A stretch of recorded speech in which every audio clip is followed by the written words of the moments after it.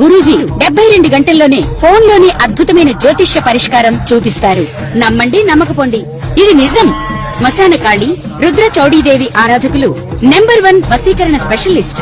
గురూజీ మనిషి పుట్టుక నుండి చనిపోయే వరకు వచ్చే అన్ని క్లిష్టమైన సమస్యలకు పరిష్కారం ఇక్కడ లభిస్తుంది. విద్య, ఉద్యోగం, వ్యవహారం, స్త్రీ ప్రేమ, పెళ్లి, సంతానం, స్త్రీ పురుష వశీకరణం, భూవశం, భార్యాభర్తల కలహాలు, కోర్టు సమస్యలు, విడాకుల సమస్యలు, చేతబడి, అప్పుల బాధ, ఇంకా మీకు ఎలాంటి సమస్యలు ఉన్నా 72 గంటల్లోనే శాశ్వత పరిష్కారం చేయబడును. జై శ్రీమన్నారాయణ. నేను మీ ఐకాన్ ఆస్ట్రాలజర్ గట్టుపల్లి సురేష్ బాబు. మనకి ఈ యొక్క కొన్ని విషయాలు మనము వింటుంటేనే, ఆలకిస్తుంటేనే, చూస్తుంటేనే అవి మనకి తెలియకుండా ఉండేటువంటివి, కొత్తగా ఉండడం, వింత ప్రవర్తనలు, ఇలా మనకి చాలామందిలో చూస్తుంటాం. అది మన ఇంట్లో కావచ్చు, పక్కింట్లో కావచ్చు, ఎదురింట్లో కావచ్చు, మనకు తెలిసిన వాళ్ళు కావచ్చు, ఫ్రెండ్స్ కావచ్చు, శ్రేయోభిలాషులు కావచ్చు, రిలేషన్స్ కావచ్చు. ఇక్కడ ఒక మనిషికి మనిషిలా ఉండడం, మనిషిలా ప్రవర్తించడం అన్నీ కూడా మనిషి ఎలా అయితే జీవిస్తారో, మనిషి జీవన ఆధారం ఎలా ఉంటుందో, జీవన శైలి ఎలా ఉంటుందో అలా కాకుండా సనాతన ధర్మానికి పాటిస్తూ ఉండకుండా భిన్నంగా ఇబ్బంది పడుకుంటూ, తనలో తానే ఇబ్బంది పడుతూ, మనము కొన్ని రకాల పేర్లు ఉంటాయి. పిచ్చివాడీడు, వీడికి మెంటల్ వచ్చింది, బ్రెయిన్ పనిచేయట్లేదు, ఇలాగా కొన్ని రకాల రోగాలు రావటం, నొప్పులు రావటం, ఇలా మనం చూస్తూ ఉంటాం. మనకు కూడా చాలా అనుభవాలు చూస్తూ ఉంటేనే వస్తూ ఉంటాయి. దానికి తెలిసిన వాళ్ళకైతే సూక్ష్మంగా చూడాలి, తెలియని వాళ్ళైతే లైట్ తీసుకొని ఏం కాదులే అనుకుంటారు. కొంతమంది ఏంటంటే గుళ్ళలోకి వెళ్ళడం, ఏదైనా పూజలు హోమాలు ఉండి చేయించుకోవడం, ఒక్కొక్కరు ఒక్కొక్కలాగా చేస్తూ ఉంటారు అన్నమాట.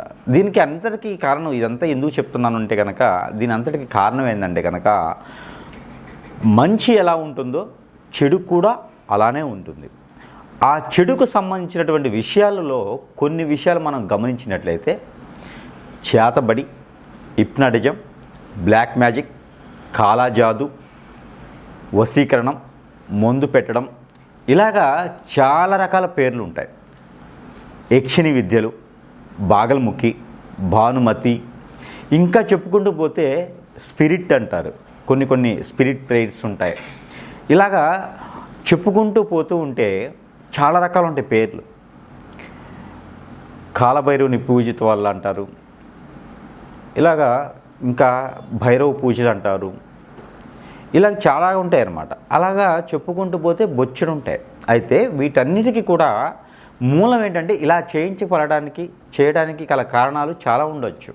ఒక మనిషి మీద ఒక మనిషికి పడకపోవటం, విరక్తి, విసుగు, కోపం, చికాకు, ఆందోళన, వ్యసనం, రంది, ఓర్చుకోలేని తత్వం, ఇలాగా చాలా రకాలు ఉంటాయి. ఆస్తి కోసం, ఒక మనిషి ఇష్టం ఉండి వశపరుచుకోవడానికి, ఇలాగా రకరకాలుగా ఉండేటువంటి విధానాలు, ఆశలు, కోరికలు మనిషిని ఎంత దూరమైనా తీసుకెళ్తాయి.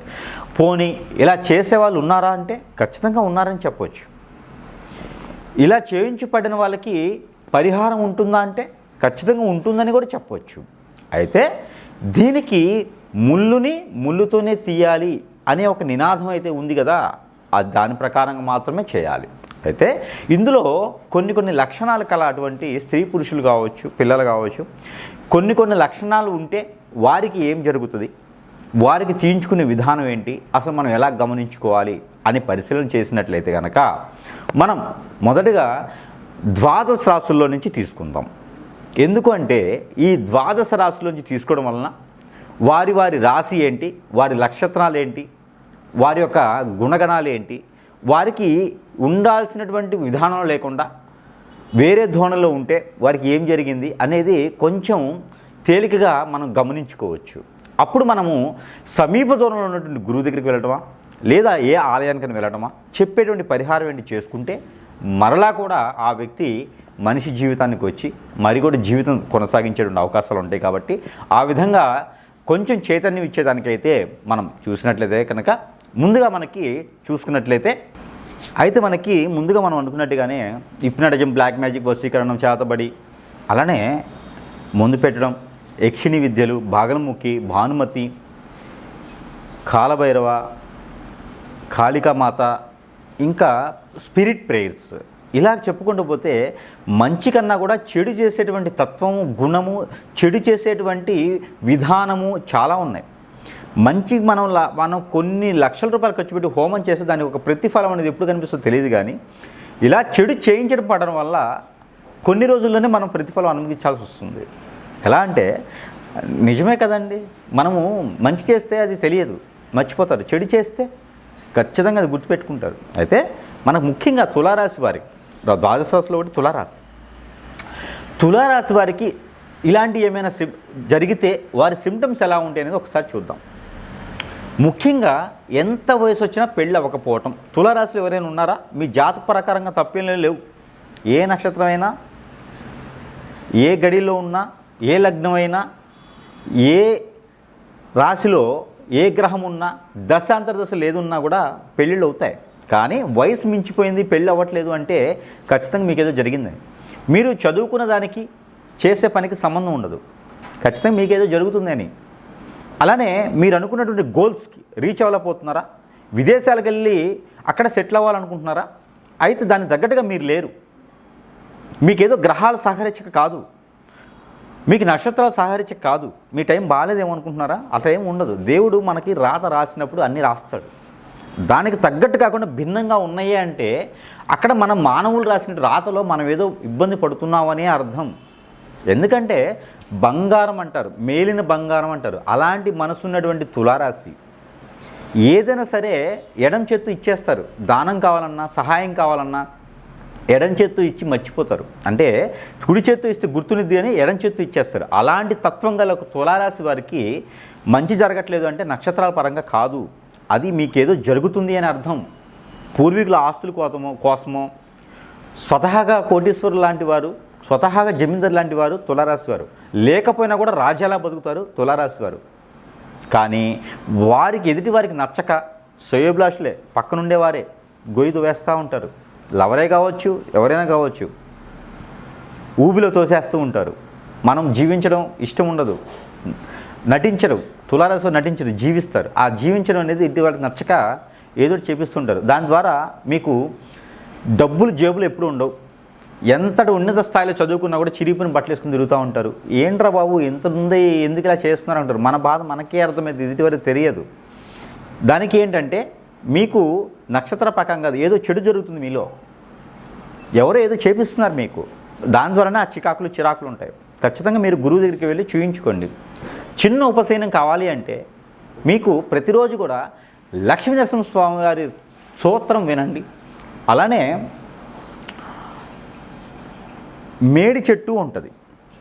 ఈ మేడి చెట్టు కింద ప్రతి గురువారం దీపారాధన చేయటం, రావి చెట్టు కింద దీపారాధన చేయటం, ఆవు నెయ్యితోనే చేయాలి, 2 ఒత్తులేసి చేయాలి దీపారాధన చేయటం. గురువారం రోజున సాయంత్రం 5 లోపు రావి చెట్టుకు కానీ వేప చెట్టుకు కానీ ఒక 3 చెంబులు నీళ్లు పోయటం, షుగర్ వేయాలి, అందులో పంచదార వేసి నీళ్లు పోయాలి, బెల్లం కానీ పంచదార కానీ వేసి నీళ్లు పోయటం, ఉదయించే సూర్యునికి నీళ్లు ఆజ్ఞనివ్వటం, ఇలాంటివి చేస్తూ ఎండి మిరపకాయలు ఒక 1/2 కిలో, నల్ల నువ్వులు ఒక 1/4 కిలో, తెల్ల ఆవాలు ఒక 1/4 కిలో, నవధాన్యాలు ఒక 1/2 కిలో, ఇవన్నీ కూడా ఒక ఎర్రని వస్త్రం అంటే బ్లౌజ్ పీస్ లాంటి దాంట్లో కట్టేసి,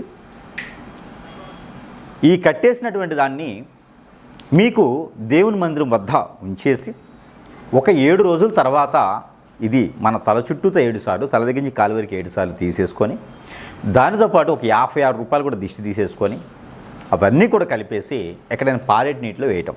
ఆ 56 రూపాయలు అయితే ఏదైనా కొనేసి ఎవరికైనా పేదవాళ్ళకి పంచిపెట్టడం చేస్తే కొంతమేర ఉపశమనం అనేది మీకు లభిస్తుంది. అలానే వెండి, ఇత్తడి, రాగి ఇలా పంచలోకాలు ఉంటాయి.